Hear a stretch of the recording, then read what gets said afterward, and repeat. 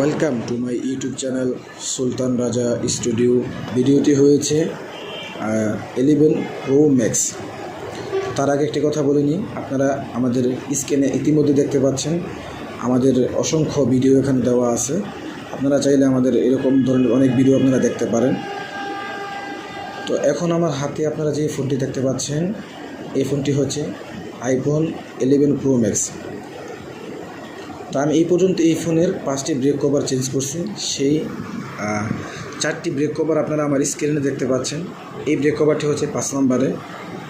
তো 11 প্রো ম্যাক্সের যে ব্রেক কভারটি আপনাদেরকে আমরা দেখানোর জন্য যে ব্রেক কভারটি, সেই ব্রেক কভারটি কেমন সেটা দেখানোর জন্য আমরা আজকে খুব সুন্দর একটি ভিডিও নিয়ে আপনাদের মধ্যে হাজির হয়েছি।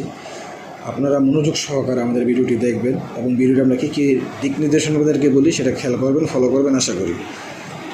তো এখন আপনারা আমার হাতে যে ফোনটি দেখতে পাচ্ছেন 11 প্রো ম্যাক্সের একটি সুন্দর ব্রেক কভার। আপনারা এরকম ব্রেক কভার চাইলে ইউজ করতে পারেন। তো এই ব্রেক কভারটির প্রাইস হচ্ছে 650 টাকা। আমরা এই ব্রেক কভারটির জন্য আমাদের বসুন্ধরা সিটিতে যেতে হয়েছে, কারণ নর্মাল কোনো দোকানে এই ব্রেক কভার পাওয়া যায় না। তো আমরা বসুন্ধরা সিটি থেকে এই ব্রেক কভার নিয়ে আসছি। তো আপনাদেরকে দেখাইলাম ব্রেক কভার সারা ফোন কেমন এবং ব্রেক কভার লাগানোর পর ফোনটি কেমন দেখা যায়। তো সবসময় একটা কথা আপনাদেরকে বলে থাকি, আমি সবসময় কিন্তু বাংলাদেশ থেকে কোনো কিছু ইউজ করি না। সবসময় বাইরের দেশ থেকে সব কিছু নিয়ে আসি। বেশিরভাগ জিনিস আমার ইউএস থেকে। এবং আমার হাতে একটি ঘড়ি দেখতে পাচ্ছেন, এই ঘড়িটি কিন্তু ইউএস থেকে আনা। আমি আপনাদেরকে দেখাচ্ছি।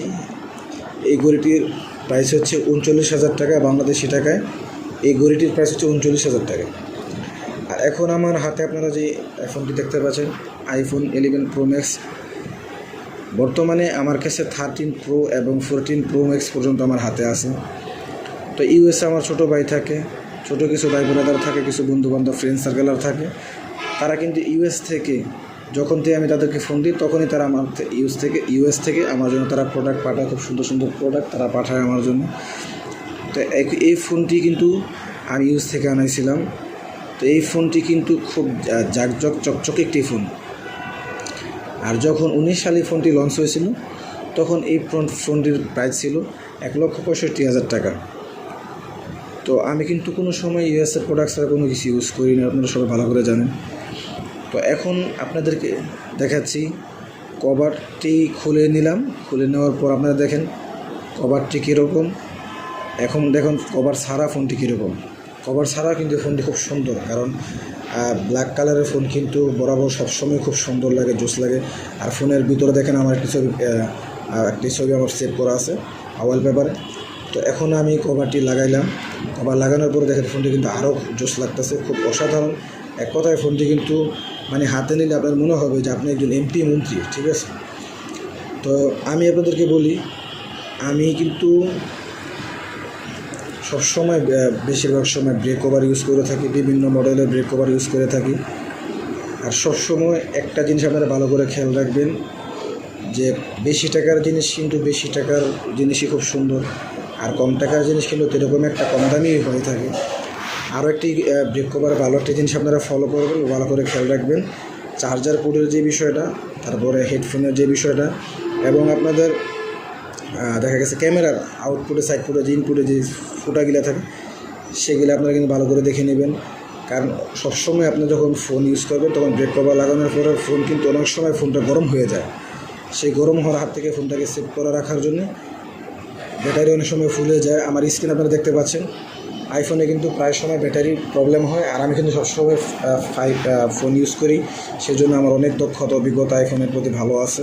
আপনারা সবসময় একটা জিনিস ফলো রাখবেন, যারা ব্রেক কভার ইউজ করেন তারা অবশ্যই যদি 2 টাকা বেশি হয়ে যায়, তাহলে আমাদের বাংলাদেশে ভালো ভালো শোরুম আছে, যেমন বসুন্ধরা সিটি, যমুনা ফিউচার, এরকম কিছু আপনারা মার্কেট থেকে আপনারা ব্রেক কভার কিনবেন। যদিও ওই সব মার্কেটের একটু ব্রেক কভারের দাম একটু বেশি, যেমন 700-800 টাকা, তারপরে 1000-1200 টাকা, 3000 টাকার ব্রেক কভার আছে। কিন্তু ওইগুলোতে সবসময় দেখবেন আপনারা ভালো করে দেখবেন ব্রেক কভারটা লাগানোর পরে ভালো করে বসে কিনা। অনেক ব্রেক কভার কিন্তু দেখা গেছে ফোনে লাগানোর পরে ভালো করে তেমন একটা বসে না, তখন কিন্তু ফোনের অনেক প্রবলেম দেখা যায়। আবার অনেক সময় ফোনটা ব্রেক কভারটা না বসার কারণে অনেক সময় হাত থেকে ফোনটা পড়ে গেলে ফোনটা ফেটে যাওয়ার সম্ভাবনা থাকে। তো দেখেন আমি আপনাদেরকে দেখাইলাম যে ফোনের ক্যামেরাটা কিন্তু ম্যাচিং হতে হবে। আইফোনে সবসময় 11 প্রো পর্যন্ত ফোন বের হয়েছে, এই পর্যন্ত 15 পর্যন্ত চলতেছে। আপনারা সবসময় একটা জিনিস খেয়াল রাখবেন যে ক্যামেরাটা কিন্তু সবসময় আইফোনের 4 ক্যামেরা 3 ক্যামেরা হয়ে থাকে, সেই 4 ক্যামেরা 3 ক্যামেরা ফোনে ভালো করে বসে কিনা। আমার চ্যানেল সাবস্ক্রাইব করবেন, পাশে থাকবেন, আমাদের চ্যানেল একটু লাইক করবেন, পাশে থাকা বেল আইকনটি প্রেস করবেন যাতে করে আমাদের সকল নতুন ভিডিওর আপডেট সবার আগে আপনার ফোনে পৌঁছায়। আমাদের নতুন ভিডিও আসার আগ পর্যন্ত সবাই ভালো থাকবেন, সুস্থ থাকবেন। আসসালামু আলাইকুম রহমতুল্লাহি ওয়া বারাকাতুহু।